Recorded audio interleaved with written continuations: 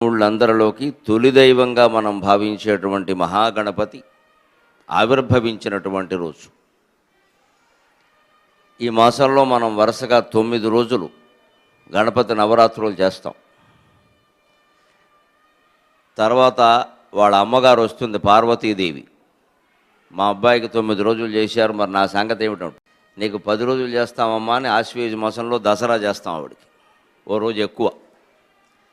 తర్వాత వాళ్ళ నాన్నగారు వస్తాడు, మా అబ్బాయికి 9 రోజులు చేశారు, మా ఆవిడకి 10 రోజులు చేశారు ఉత్సవాలు, కుటుంబాన్ని పోషిస్తున్నది నేను యజమాన్ని, బిచ్చమెత్తి మరీ పోషిస్తున్నాను వీళ్ళందరినీ, నా సంగతి ఏమిటంటాడు. ఆయనకి నువ్వు నెలంతా చేస్తాను నాయన, కోప్పడకన కార్తీక మాసం నెలంతా చేస్తాను.